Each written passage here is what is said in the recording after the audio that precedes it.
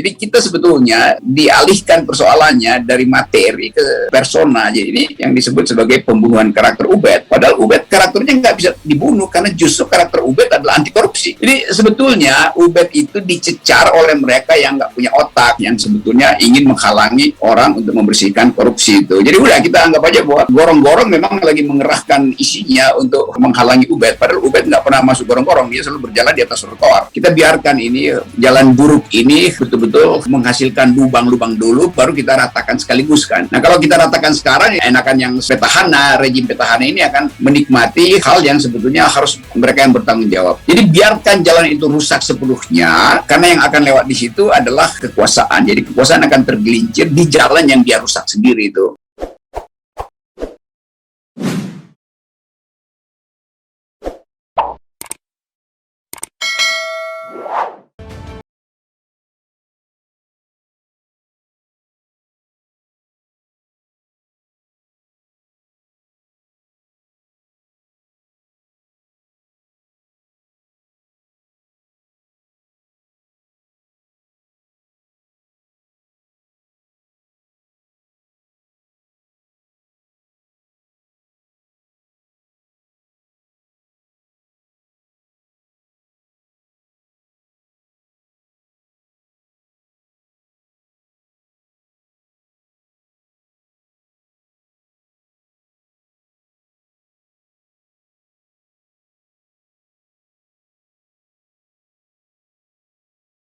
Kita pindah sedikit Bung Rocky dengan kasus Ubed, ya kan?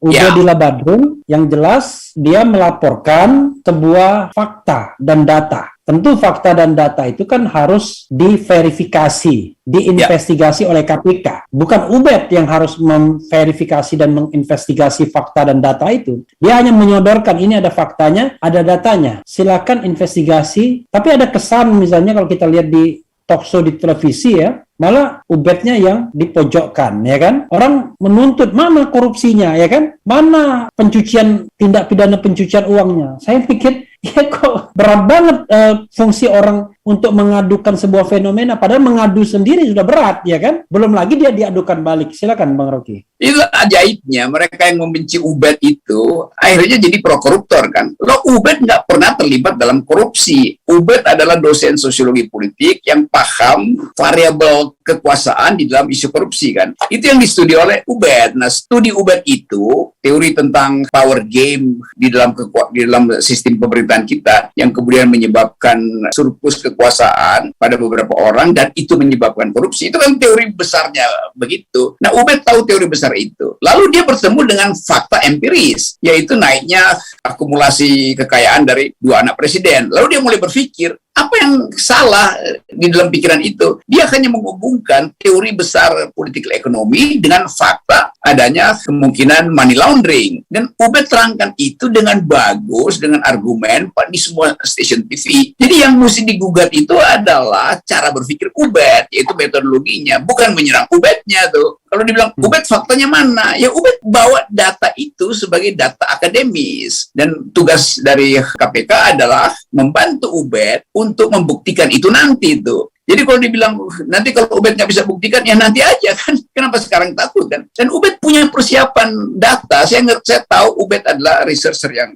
cermat, dia punya banyak data, dan dia akan bawa data itu diajukan nanti kalau dia betul-betul dipanggil sebagai saksi pelapor kan jadi tunggu aja nanti, bukan sekarang menakut-nakutin Ubed. Kalau nggak benar berarti Anda yang buat hoax. Ya tentu aja kalau nggak benar buat hoax, jadi ngapain sekarang kan? Nah itu sebetulnya, jadi kita sebetulnya dialihkan persoalannya dari materi ke persona. Jadi ini yang disebut sebagai pembunuhan karakter Ubed. Padahal Ubed karakternya nggak bisa dibunuh karena justru karakter Ubed adalah anti korupsi kan, gampangnya begitu kan. Tapi Bung Rocky ya, karena saya orang hukum ya, kalau kita membawa fakta dan data, maka kan one thing for sure bahwa fakta dan data itu benar. Tapi tidak setiap fakta dan data yang kita bawa ke KPK itu mesti ujungnya harus korupsi. Kan bisa jadi kemudian korupsi atau nepotisme, atau KPK mengatakan apa yang disampaikan Ubed itu korek, benar, tetapi tidak ada peristiwa pidananya, ya kan? Saya kan khawatir bahwa orang ingin mengkriminalisasi Ubed kalau kemudian KPK mengatakan bahwa tidak ada unsur pidana dalam proses, katakanlah, pemberian uang. Atau saya bilang kalau kita ada itu yang menarik sekali ya, ada ini di kaos belakang orang, dikucurin apa, kalau anak presiden dikucurin dana gitu.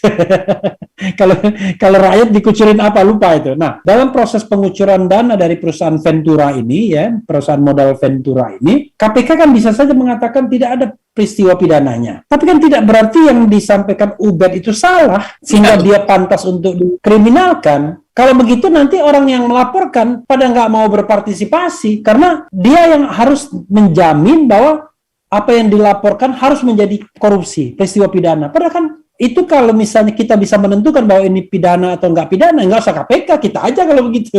Ya kan? Langsung ke pengadilan kita yang menjadi jaksanya. Kan karena KPK, karena ada KPK, maka dia yang kemudian harus membuktikan rangkaiannya. Gimana, Bung Rocky? Saya khawatir orang nggak mau lagi ngadu kalau begini caranya. Iya, karena yang disebut adalah dua anak presiden, lalu punakawannya langsung berbaris di depan anak presiden supaya bentengi kan. Itu juga udah menunjukkan bahwa ada yang terganggu sebetulnya. Jadi memang Ubed paham bahwa kekuasaan itu tends to corrupt. Nah, dua anak presiden ini politically bisa melakukan korupsi itu. Kan itu dalilnya begitu kan. Lalu datang orang semacam Muldoko, emang nggak boleh anak presiden kaya? Emang nggak boleh. Karena kedekatan dengan kekuasaan itu menyebabkan anak presiden itu bisa membocorkan percakapan makan malam dia dengan bapaknya yang presiden kan. Dari awal memang tidak boleh berbisnis kecuali ABCD itu. Jadi diskresinya ada. Bukan semua orang anak presiden boleh berbisnis, nggak bisa. Karena kekuasaan istana itu betul-betul tahu semua info itu. Jadi dia bisa insider trading, bisa membuatkan isu kecil yang mungkin nggak sengaja diucapkan oleh Pak Presiden ketika sedang bercengkrama dengan dua anaknya itu.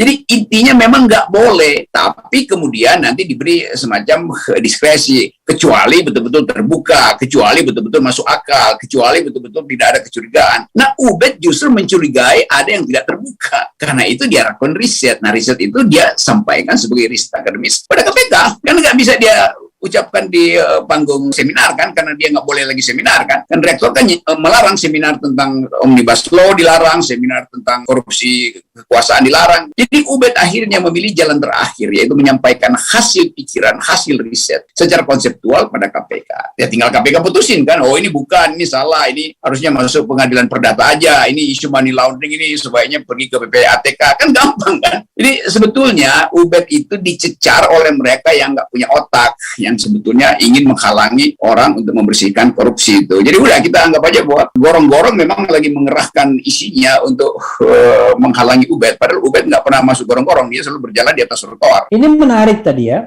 anak presiden harusnya tidak boleh berbisnis karena dia potensial menguasai informasi yang akhirnya tidak ada yang namanya asymmetrical information ya. Jadi sebagai orang yang diuntungkan berada di lingkar kekuasaan, dia bisa menguasai informasi dan itu bisa menguntungkan bisnisnya. Let's say misalnya bursa saham dan lain sebagainya. Berarti hal yang sama tidak boleh berlaku berlaku juga dengan ini dong, para menteri, para punggawa Presiden Jokowi yang kita tahu bukan satu dua, bisnis semua malah, berbisnis semua. Kan derajat pengawasannya begitu kan. Bahkan ada prinsip bahwa menteri itu begitu masuk kabinet, seluruh bisnisnya dia harus masuk dalam blind trust. Yang dalam tradisi orang Eropa, Amerika itu, dia nggak boleh punya akses sedikit pun. Karena dia adalah menteri. Di kita yang terjadi, menteri di bidang ekonomi terutama, semuanya punya bisnis kan. Nah sebelum dia datang ke istana buat bekerja pagi-pagi jam 9, itu jam 8 dia udah ketemu dulu dengan staf korporasinya. Jadi dia rapat bisnis dulu baru pergi ke istana kan. Artinya dia potensi untuk memainkan informasi kekuasaan itu dan diberitahu pada korporasinya. Demikian sebaliknya, isi korporasi dia tahu sebelum dia rapat di istana. Jadi kenapa mesti di blind trust? Supaya dia buta huruf terhadap bisnisnya sendiri. Kalau dia ikut rapat dengan presiden, dia nggak tahu apa yang dilakukan oleh korporasinya kan. Nah, tradisi itu yang nggak ada di kita. Akibatnya bocor aja semua kan. Menterinya bisa kasih info pada anaknya, segala macam itu yang dulu juga berlaku pada Pak Muldoko, dan kita menduga Pak Muldoko sebetulnya secara tidak langsung ada hubungan dengan bisnis apa itu yang kemudian dipersoalkan oleh Pak Muldoko. Jadi etikanya begitu. Dalilnya ketat, tidak boleh berbisnis karena kekuasaan itu bisa diintip oleh mereka yang sangat di lingkaran pertama. Tetapi nanti ada diskresi tentu, yaitu tadi terbuka, tidak boleh ada keraguan. Nah, bisnisnya anak presiden ini kan nggak terbuka. Tiba-tiba orang lihat, loh kok akumulasinya cepat banget, tidak seperti pebisnis biasa, maka timbul kecurigaan, yaitu ada inside information. Jadi soal-soal begitu saya kira yang kita ingin sekaligus kita terapkan nanti supaya, jadi kalau kita bikin 0%, yang beginian pasti nggak terjadi, karena akan ada kontrol dari awal. Itu. Ya, Bang Rocky, jadi sebaiknya apa yang harus dilakukan oleh Presiden Jokowi? Karena faktanya Presiden Jokowi kan mengangkut dan mengangkat semua orang yang berbisnis, yang dari awal memang punya pretensi bahwa dia tidak akan meninggalkan bisnisnya untuk menjabat pada kekuasaan tertentu. Dan bahkan sepertinya Presiden Jokowi membutuhkan itu juga, membutuhkan pebisnis-pebisnis itu dalam lingkar kekuasaannya untuk menyelesaikan masalah, ya kan? Kalau seandainya tidak bisa dari kantong negara, ya mungkin kantong bisnisnya lah, kira-kira begitu. Barangkali ya dalam pemilihan presiden atau apa, pemilihan bupati wali kota dan lain sebagainya, hunus ya, kita nggak tahu, wallahu alam. Tapi yang terlihat adalah Pak Jokowi tidak sama dengan periode pertama yang mengatakan tidak ingin rangkap jabatan, sekarang boleh rangkap jabatan, termasuk juga rangkap bisnis, kira-kira begitu. Karena itu kita mesti ketat memberikan hukuman hukum maupun hukuman sosial. Itu hanya bisa berlangsung kalau ada oposisi itu. Kan nanti oposisi yang tegur kan pada Presiden Jokowi. Kenapa Anda terus memelihara orang yang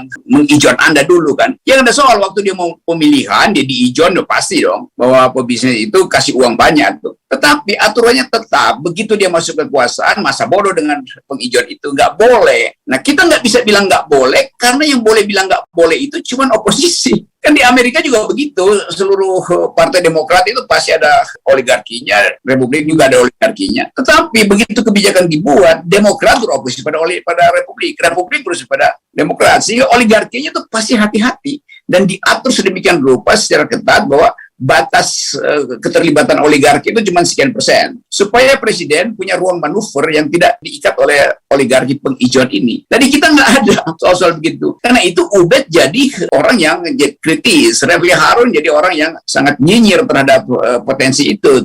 Demikian tokoh oposisi lain. Jadi ajaibnya individu di kita justru yang beroposisi, bukan partainya kan. Tapi yang individu pun dibully oleh buzzer. Itu yang menjelaskan bodohnya buzzer ini. Mestinya mereka senang karena Ubed melaporkan sesuatu yang diduga punya potensi merugikan negara atau potensi menguntungkan orang lain. Kan itu intinya tuh. Tapi karena memang buzzer ini nggak dididik, ya udah dia cuma tunggu perintah aja kan. Kalau amplopnya tebal, dia ngocehnya panjang gitu. Kalau tipis ya udah dia separuh ngambek juga kan.